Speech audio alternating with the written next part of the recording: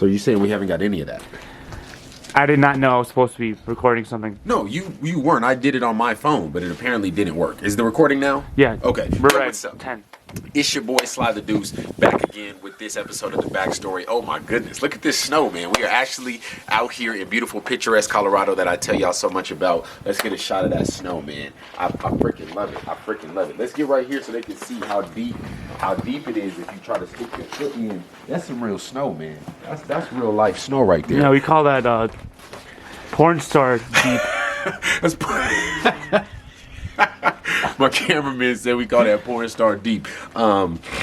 Yeah, there's all kind of folks watching, so I'm sure that some folks resonate with that. But anyway, it's your boy Sly Tha Deuce. Again, this is episode 9 of The Backstory. I'm super excited this week because we've got several interviews, several rising stars out here in the Colorado area that I am interviewing with and going to be working with. So there will be actually some extra videos going up within the next week. I want to make sure that I am giving you all something to be thankful for on this holiday week. I definitely appreciate y'all taking the time to tune in. Make sure that you like, make sure that you subscribe, make sure that you share, make sure you comment, really, because I really want to make sure that I am engaging with you all. Make sure that we're having some conversation. Y'all not just listening to me ramble all day. But anyway, in light of the fact that we've got so many new interviews and so many new rising stars that I'm going to be bringing onto the show, I really wanted to... This might be the last time you guys hear from me in a little while. I mean, I might be on the roll with just getting new artists in here. So I really wanted to make sure that I shared with you all something that I had a conversation with one of my clients recently. So as you all may know, I just wrote a creative development guide for artists. So if you're interested in getting your music off the ground or figuring out some of the best ways to network, some of the best ways to write music and things like that, get your material into a professional setting so that you can actually, scale up and level up to that next level, check me out. If you're on Instagram, it's Motivated Mister. If you're on YouTube, it's Sly Tha Deuce. If you are on, what's that other site people go to? Pornhub. I'm not on Pornhub, so I don't have that. But I'll tell you what, this is crazy. It's an interesting story. I'll give you a little sneak peek of one of my previews. Of one of my interviews. I'm talking with this guy yesterday. He says he's looking at his music analytics, and Pornhub actually represented 1.5% of his streams, but he couldn't figure out where it came from. He could not figure out who put his song on there, so he spent like the night searching Pornhub trying to find his own music, and I'm like, yeah, you definitely got put on the list. you got on Pornhub and just started searching for dudes all night. You know what I'm saying? Like, I know you were the dude. You definitely took a couple of detours. There's definitely a couple of detours that happened. But your algorithm. Why did it take you 3 hours to find yourself? So where'd all my lotion go? Where'd all my lotion go?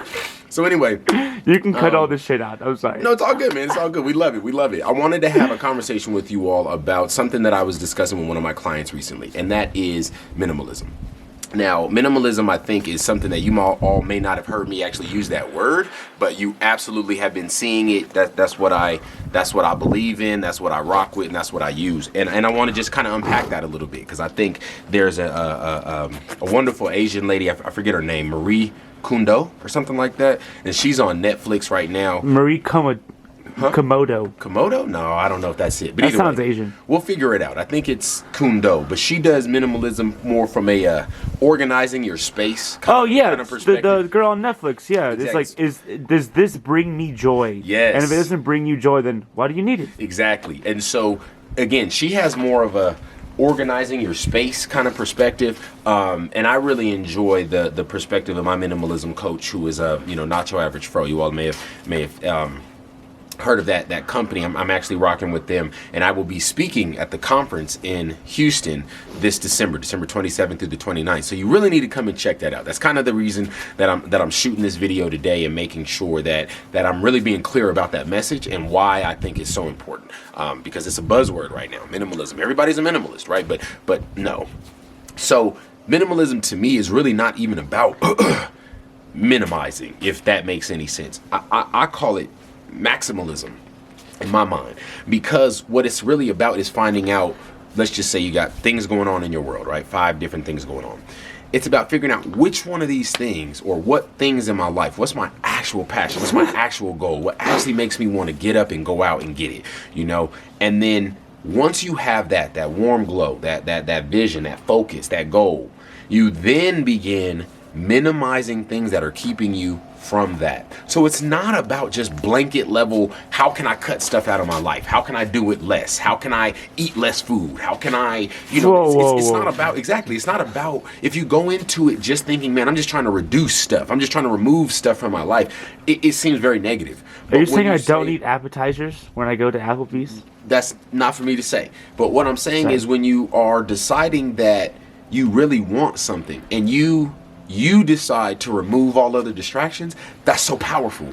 It's so impactful. It's so, I mean, I almost can't explain it to you. Like, it's literally what we're doing right now. Once I decided that this is absolutely what I wanted to be doing, this is absolutely where I wanted my focus, my attention to be, you know, I was able to retire my job in my early 30s, and I was able to invest in myself. You know, I was able to use my capital in a way that was going to actually propel my dreams, as opposed to doing the right thing or what the textbook says I should do. And what the white man says you should do. Wait, I don't care what color he is. If he wants me to just sit there and work, no, he's white. Then it's not gonna happen. And so the idea that you highlight what you really want to do, you really get your focus, and then you go after that. And one of the things that has really been it's motivating, but at the same time very, very frustrating, is when you're dealing with people, especially when you're on this side of it and you're giving motivation and you're giving tips and you're writing books and you're speaking to people, and then people consistently break out these just remarkably Olympic level flexible excuses. I mean, there's always a but. There's always a yeah, but. There's always a reason why you can't. I would if. Always, if man. And some buts, man. Always. And then when you look back, you know, like one of the things that's going on, this conference that I'm getting ready to be at, man, the tickets are like, I don't know, $200-$300. But when you look Jesus back, Christ. but when you look back over your year, you spent $200-$300 on weed. You spent $200-$300 on liquor. You spent $200-$300 doing damaging things to yourself. You've already done things that don't lead you anywhere. And I'm not saying that you're out doing crack. I'm not saying that you're out doing drugs or anything like that. But I'm saying when you look back and you realize, man, looking at my budget over the past year, I spent $2,000 on eating out. Now, over the course of a year, that might not sound like a lot. It's a lot of pussy. But I'm just saying that is a lot of money. And then when you have an opportunity to develop yourself or to grow, or for somebody to actually speak into you and hear what you have to say, a lot of people don't feel heard. A lot of people don't feel appreciated in their everyday life. I was just out hollering at one of my homeboys, and every word out his mouth was a grumble, complain. You know, somebody don't appreciate him for this. Somebody didn't show him no love for that. You know what I'm saying? And that's a constant. That's a constant. People are out here feeling dejected. People are out here feeling unappreciated, unloved. But then they don't love on themselves.